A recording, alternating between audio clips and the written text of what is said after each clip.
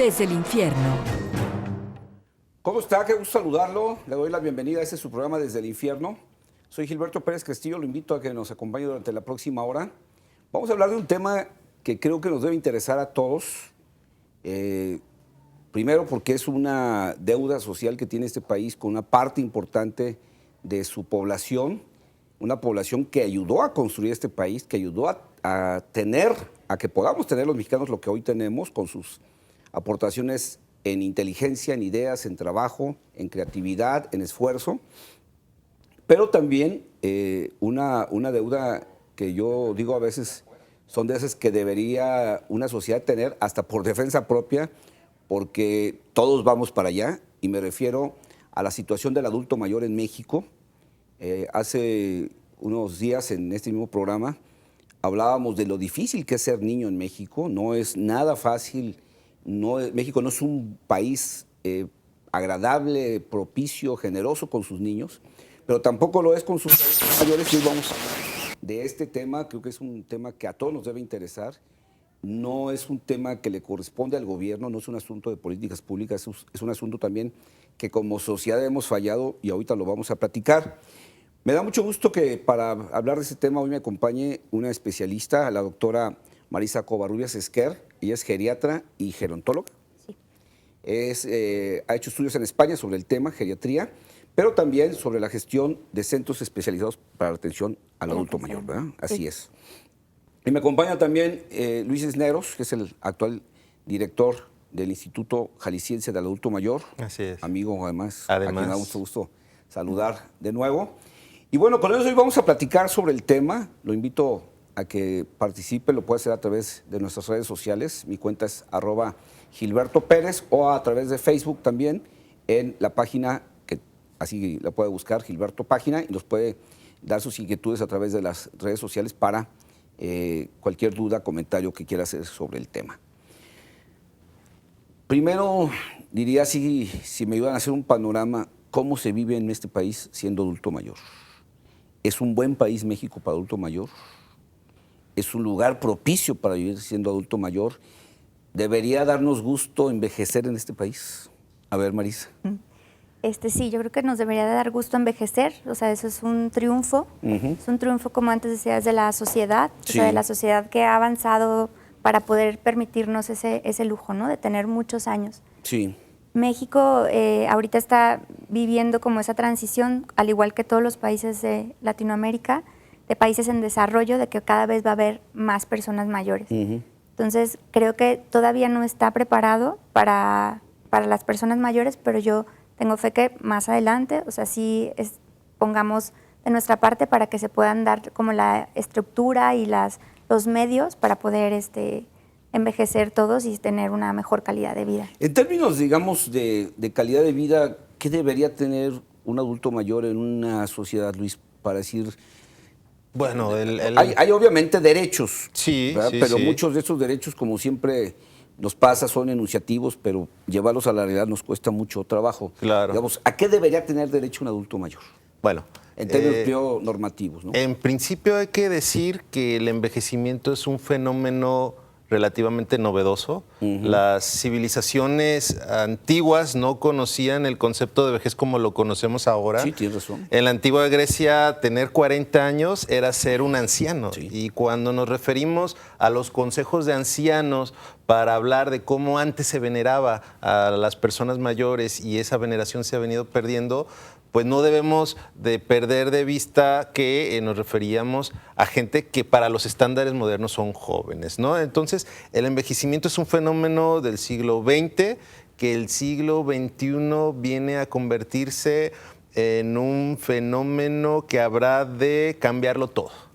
Cambiarlo todo en lo jurídico, en lo laboral, en lo económico. Hoy leía una nota de una de estas empresas calificadoras, Moody's, a nivel mundial, que señalaba que precisamente el envejecimiento de la población en general, que es un éxito, como dice la doctora Marisa, que tiene que ver con que la vacunación universal, las condiciones de salud han mejorado, lo que permite que más gente llegue a la edad de la adultez mayor. Si nosotros consideramos que a principios del siglo XX el promedio de vida de un mexicano era también de 40 años, la expectativa de vida, y ahora estamos hablando de que está cerca de los 70 años, bueno, esto te habla de que ha sido un éxito de las políticas de salud, de políticas... Desarrollo tecnológico, desarrollo social, ¿no? Sí, y que va emparejado, va de la mano con otro fenómeno también exitoso de la salud pública, como es el de la caída de la fecundidad.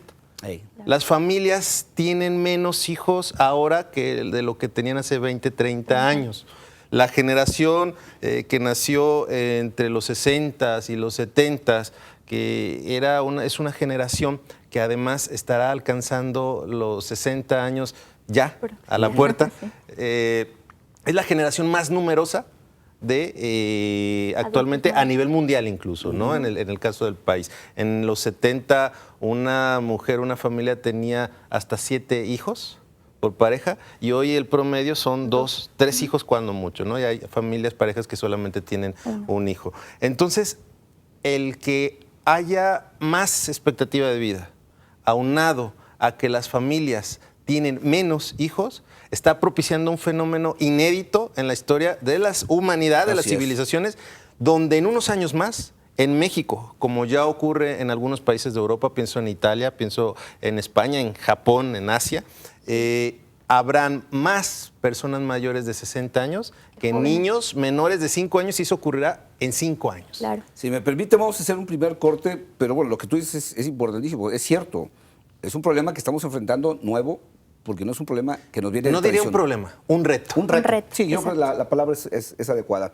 Vamos a hacer un primer corte, no le cambie. Enseguida vamos a regresar. Estamos hablando de cómo se vive siendo adulto mayor en México y qué expectativas tenemos, porque todos vamos para allá. Sí. No le cambie, ahorita regresamos. Como diría mi abuela.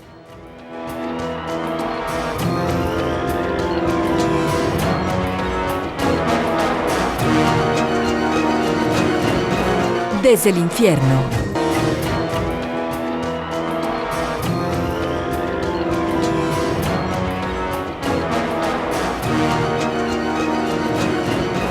Desde el infierno. Estamos de regreso aquí en Desde el Infierno. Estamos hoy hablando de cómo se vive siendo adulto mayor en México. Y tengo aquí a 2 especialistas en el tema. Marisa Covarrubias, que es geriatra, y Luis Cisneros, que es el director del Instituto Jalisciense del Adulto Mayor. Y estamos platicando sobre este reto al que te referías, Luis, y se refería también Marisa, que estamos hablando de que estamos enfrentando un reto nuevo porque la humanidad no había tenido una expectativa de vida tan alta, ¿no? ¿Cómo andamos en el mundo, Marisa, respecto a nuestras edades? Ahora que estamos en esa expectativa, pues nos estamos haciendo viejos como sociedades también, Claro. ¿no? Sí, es un fenómeno mundial. Sí. O sea, no es particularmente México, no se excluye. Y, por ejemplo, de los 25 países más envejecidos de todo el mundo, 24 de esos países están en Europa. O sea, Europa, como bien se dice, es un continente envejecido. Ahora sí es doblemente el viejo continente. El viejo continente. No, no solo por la Envejecido historia, sino también por sus edades. por ¿no? edad. Y el único país que también está en esos 25 más envejecidos es Japón. O sea, que también está. Y, por ejemplo, comparado con eso, todos los países en vías de desarrollo, como también Asia, pero India o Latinoamérica, también van envejeciendo a un ritmo muy acelerado. O sea, la transición de envejecimiento, de que sean más adultos mayores que jóvenes, en Europa ha tomado muchos años, o sea, como 50 años. Pero aquí en Latinoamérica o en los países en desarrollo, esa transición va a ocurrir mucho más rápido, o sea, aproximadamente como en unos 10, 20 años. Entonces tenemos que estar preparados para que podamos enfrentar esa... Sí, porque ese digo, estás envejecimiento. hablando de una parte de la sociedad que deja de ser productiva Claro. y que tiene que de alguna manera un país, una sociedad sostenerse por una minoría joven que tiene que cargar de alguna manera con Claro. esto. Y bueno, yo creo que es como en toda planeación financiera y social y personal. Claro. Pues vete preparando ahorita, ve ahorrando, ve creando las instituciones, ve creando los servicios para que cuando eso llegue, esa franja joven pueda realmente Claro. cargar con la hacerlo. franja. Y la idea no es eso de cargarle la mano a los Sí. jóvenes, ¿no? O sea, yo creo que la idea como geriatra, como especialistas, es que los propios adultos mayores sean tan válidos Sí, sí, sí. a los 65 como a los 85. Sí, es lo Entonces, que que me refiero, ellos sí. puedan hacer, Sí. o sea, autosuficientes y que sean, pues, válidos para poder vivir y que tengan una calidad de vida. Y tú mencionabas, Gilberto, de el sector productivo que suponemos nosotros, o así se entiende actualmente, entre los 15 y los 65 Claro. años de edad. Que ya, hay que Sin cambiarlo. embargo, hay que decirlo también que a los 65 años muchas personas están en perfecto estado de salud y condiciones Físico-mental, como claro. para poder seguir aportando a la economía. Y de hecho lo hacen. Una cuarta parte de los hogares en nuestro país tiene un adulto mayor en casa. Y este adulto mayor en su mayoría contribuye todavía Sí. de manera activa, no solamente en el cuidado de los nietos, como ocurre Sí, que en es muchos una casos parte, es una acción de las abuelas, productiva, claro. incluso los propios abuelos, sino también en el aspecto laboral y así es. En el tema del envejecimiento hay un índice que es el índice de envejecimiento precisamente, y que mide esta proporción que hay entre adultos mayores de 65 años, pensando en que es la edad del retiro, normalmente del Ahorita retiro todavía laboral, considerada de retiro. actualmente, y los menores de 15 años.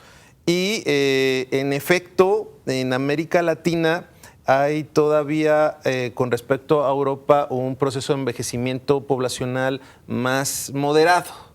Pero que también es cierto, es cada vez a un ritmo más acelerado. Hay países como Honduras, Nicaragua y Paraguay que se consideran están dentro de una etapa de envejecimiento incipiente, que apenas están empezando a envejecer, donde ¿Cuáles dijiste, perdón?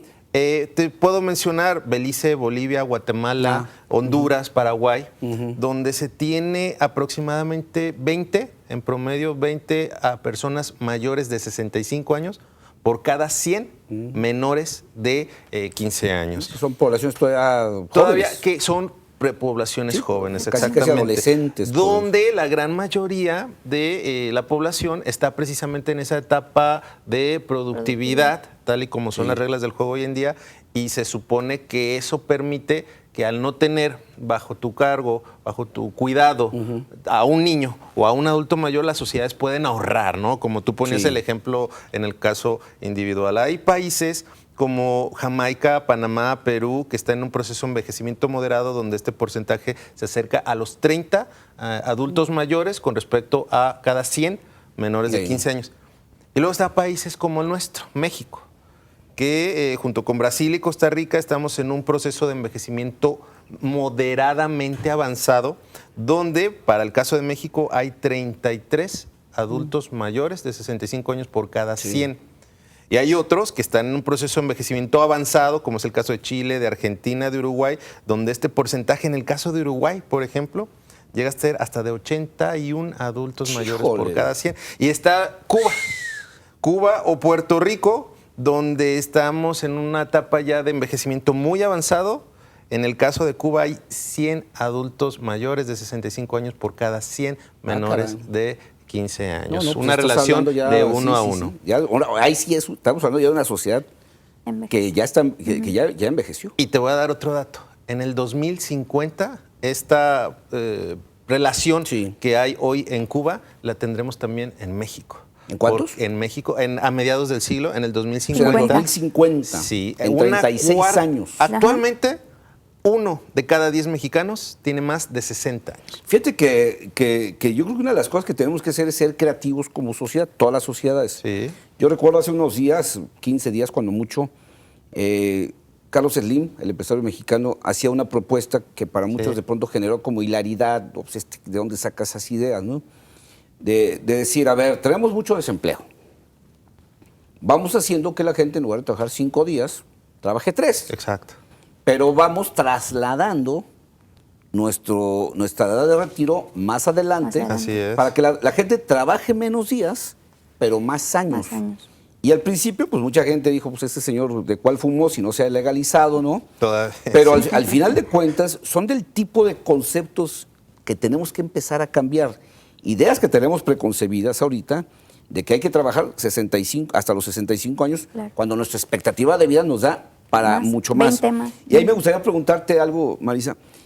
¿Qué tendríamos que hacer precisamente para que una persona llegue a una edad de 70, 75 años con esa capacidad física y mental para seguir siendo productivo? Nada más te voy a pedir que me esperes para ir a un corte y ahorita regresando nos respondas qué tendríamos que hacer como sociedad para lograr que esta población llegue a esa edad en condiciones no solo físicas, mentales, sino creo que también sociales, Claro. para poder seguir siendo productivos.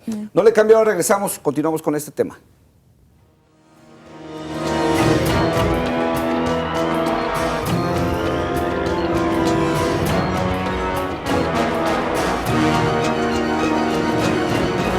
Desde el infierno.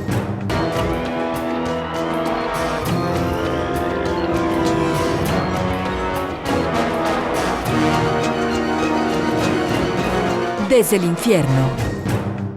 Estamos de regreso aquí en Desde el Infierno. Le recuerdo, soy Gilberto Pérez Castillo y hoy me acompaña la doctora Marisa Covarrubias, geriatra, y el director del Instituto Jalisciense del Adulto Mayor, Luis Cisneros. Estamos hablando precisamente hoy de cómo se vive en México siendo adulto mayor y sobre todo qué expectativas tenemos como país, cómo debemos prepararnos en este país para precisamente enfrentar este reto que tenemos. Estamos viendo cómo nuestro país, como todos los países del mundo, estamos siendo sociedades que están envejeciendo y por lo tanto necesitamos tener prevención, yo diría una prevención a futuro, pero sobre todo ahorita empezar también a ver qué vamos a hacer con quienes hoy son adultos mayores para que tengan una mejor calidad de vida, ¿no? O sea, no solo pensar en el futuro, sino también desde ahorita hablar de eso. Te dejaba una pregunta antes de irnos al corte, Marisa. ¿Qué tenemos que hacer para lograr que las próximas generaciones lleguen a esta edad de adultos mayores, decimos, llegar a ser una parte importante, una proporción importante de la sociedad, para que puedan llegar con mejores capacidades físicas, intelectuales y sociales para seguir siendo productivos? Claro.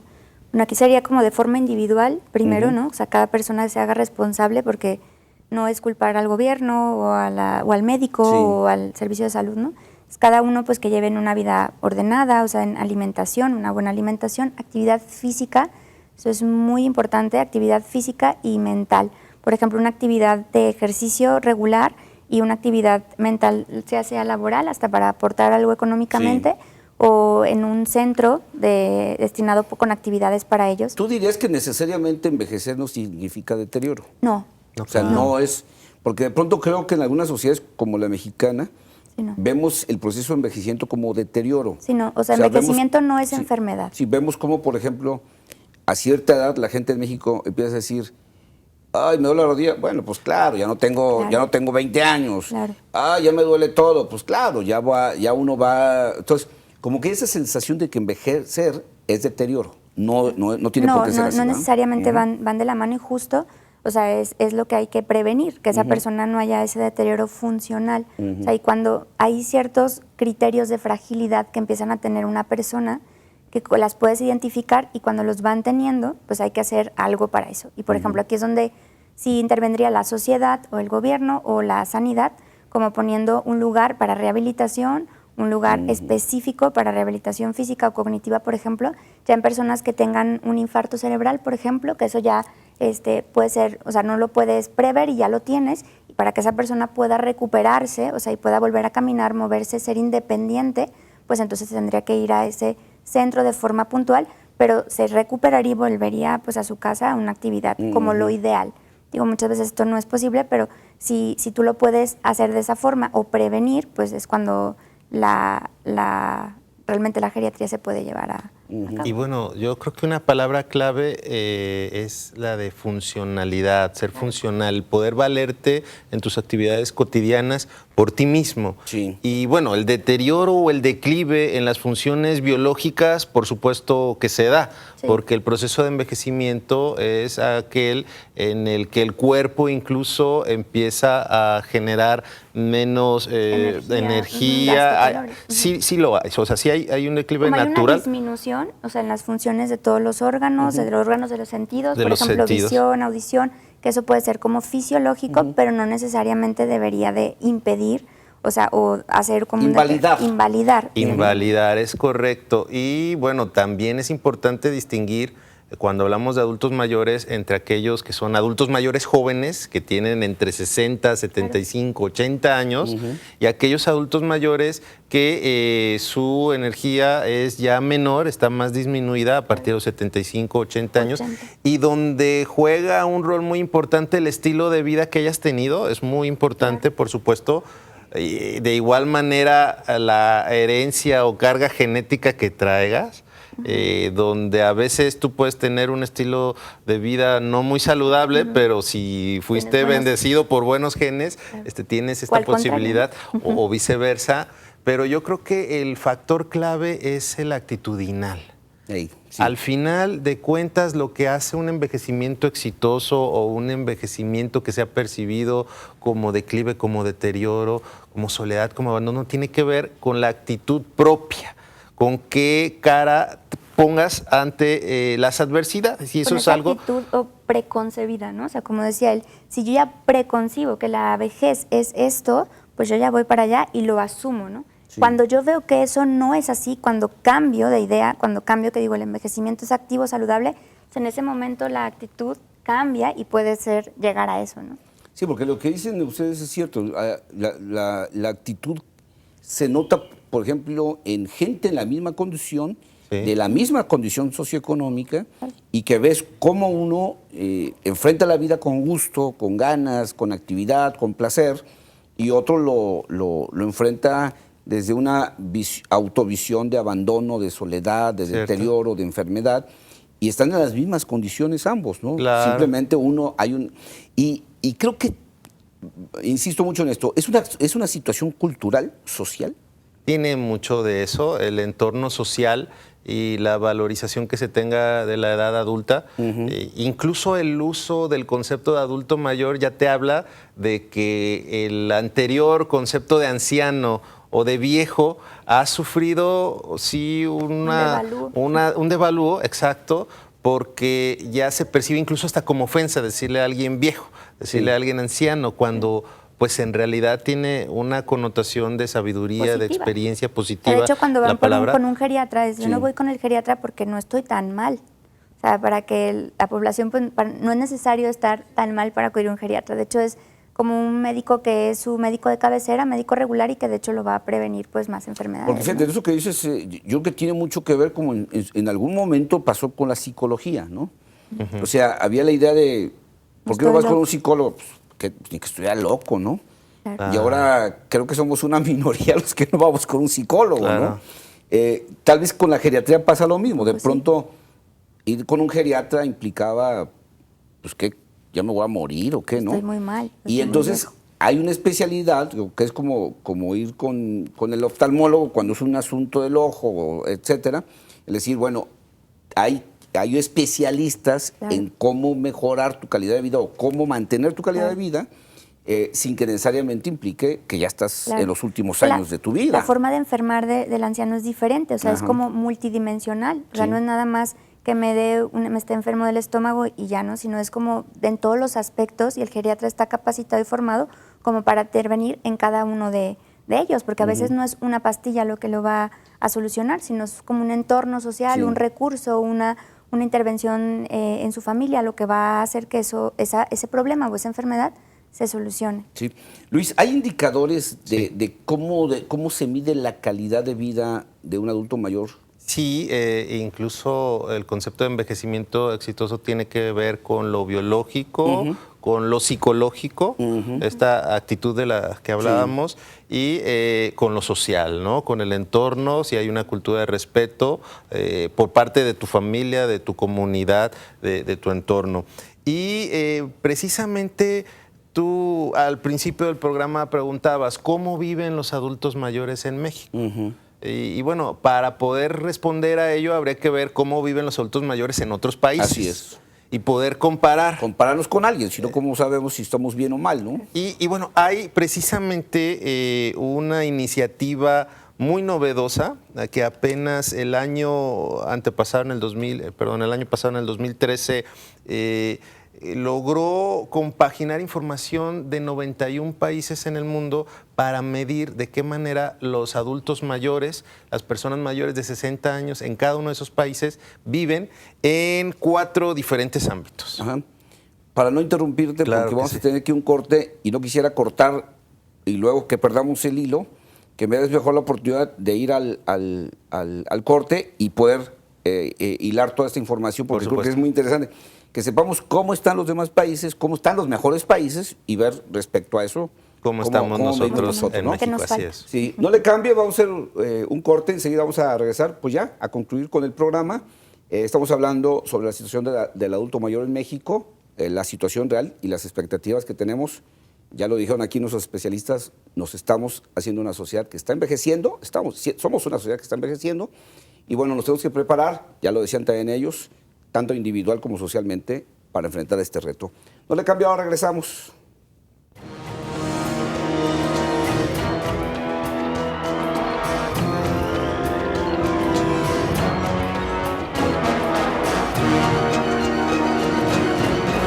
Desde el infierno.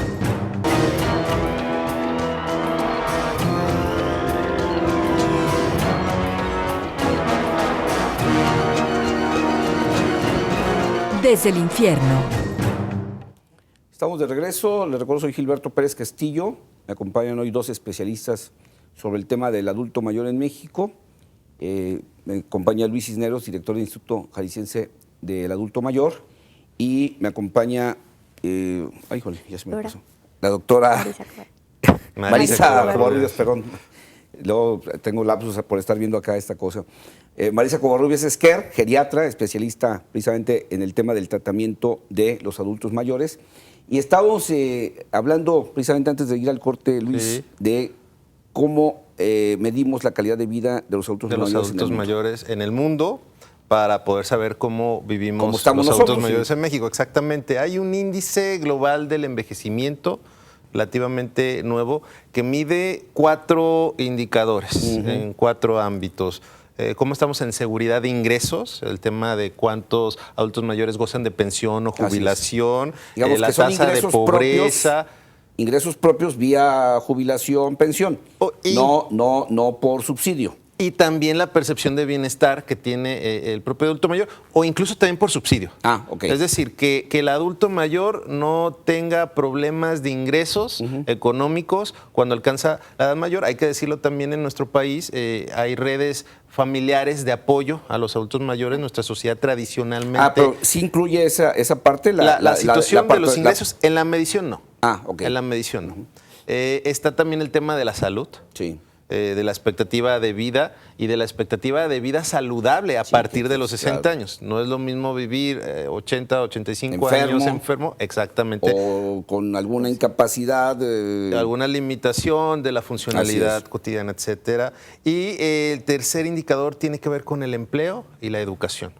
Y finalmente el cuarto, que contemos con entornos adecuados, con conexiones sociales, que podamos transitar por nuestras calles y colonias sin riesgos y que se tenga el acceso a un transporte público digno, adecuado y la libertad cívica, el poder ir y votar, el poder ser tomados en cuenta en nuestras opiniones.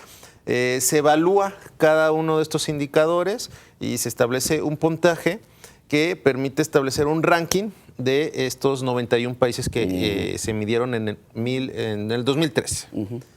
El país que mejores condiciones de vida presenta para sus adultos mayores es Suecia, seguido por Noruega, Alemania, los Países Bajos. Los que diario aparecen con las más llaves calidades de vida. Sí, donde la situación, los puntajes, donde el máximo es 100. En Suecia es 89, Noruega de igual forma, Alemania con décimas de diferencia. Canadá es el país americano que mejor condiciones de vida presenta para sus adultos mayores, tiene un puntaje de 88.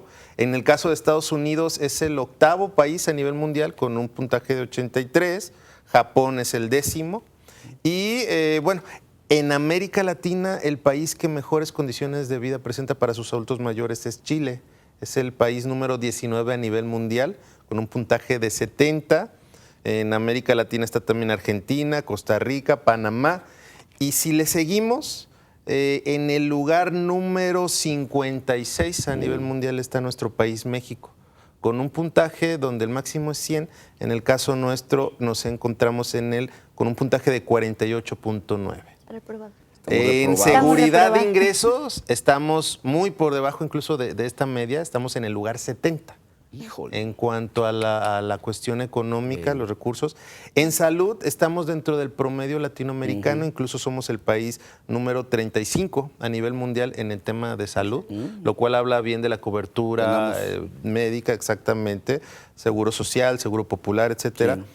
En empleo y educación es un puntaje malo, 58. Sí. Allí hablábamos del tema laboral y esta información nos habla de que las personas entre 55 y 64 años de edad que tienen empleo, solamente el 53% de este ámbito pues, de edad tienen empleo. Es decir, la mitad de quienes tienen entre 55 y 64 años, que suponemos en edad productiva, Que están en edad productiva. Claro. Sí.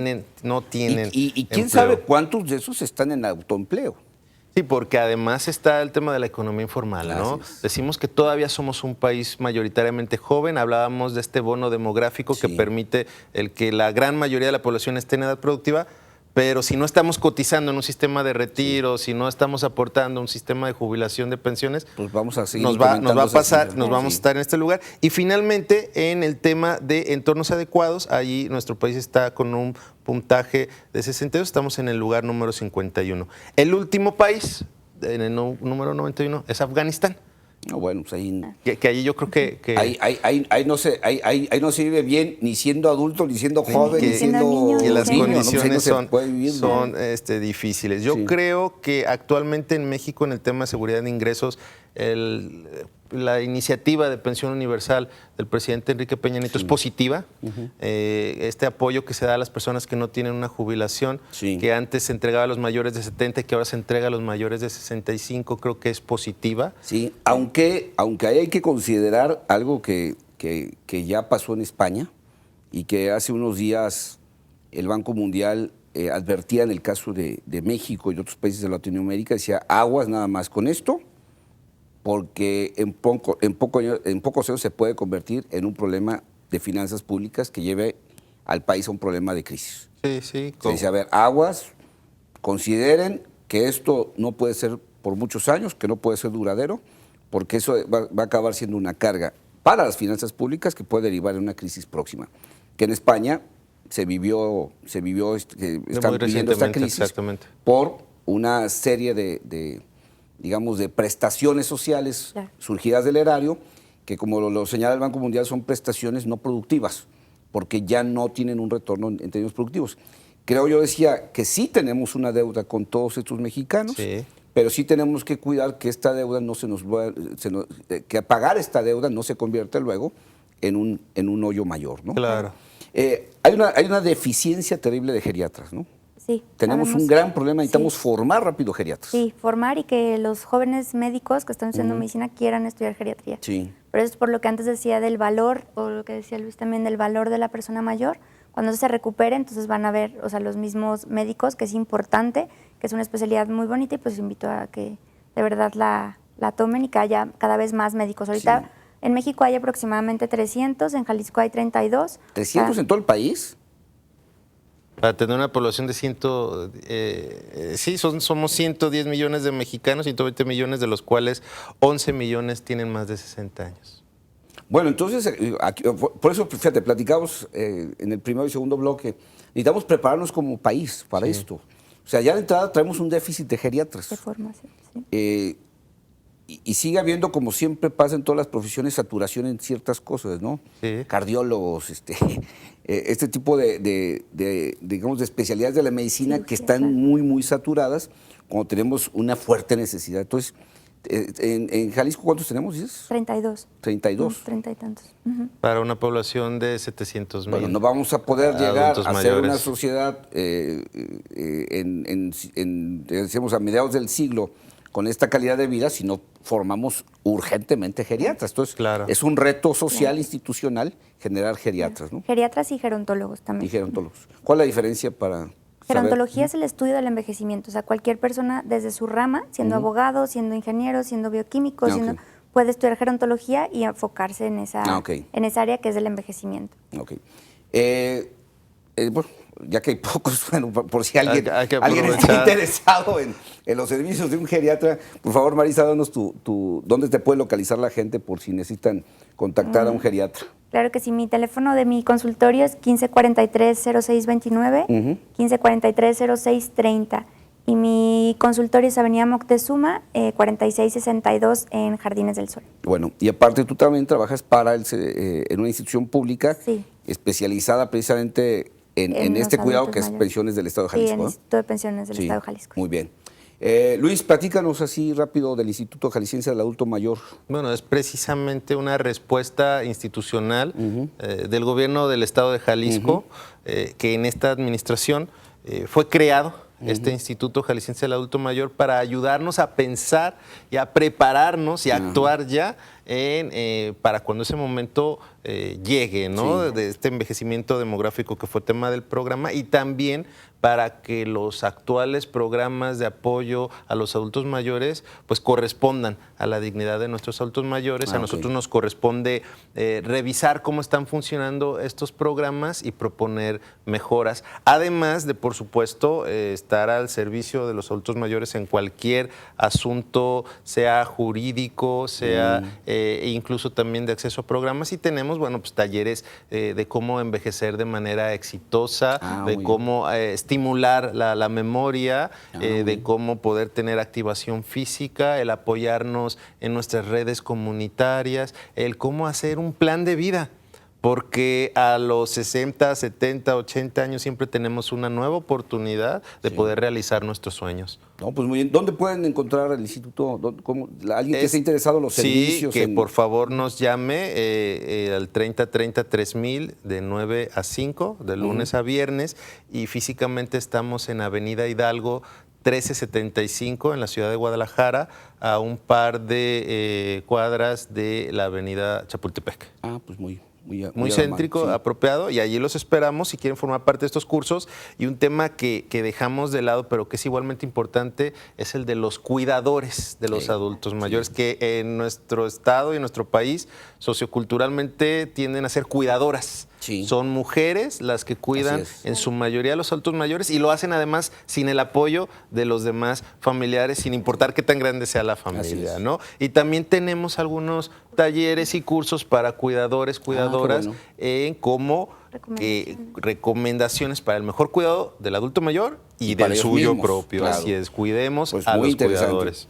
Bueno, pues ya lo vio usted, como sociedad tenemos mucho por hacer con los actuales adultos mayores, pero sobre todo con la cantidad enorme que vamos para allá.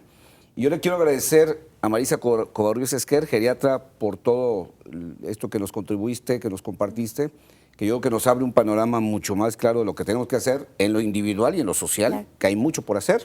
Y Luis, también gracias por acompañarnos. Luis Muchas Cisneros. gracias, Gilberto. Y como siempre le agradezco a usted su compañía. Lo dejo aquí en la programación de C7 Multiplataforma. Yo lo invito a que me acompañe el próximo jueves a partir de las 7 en una emisión más de su programa Desde el Infierno. Gracias.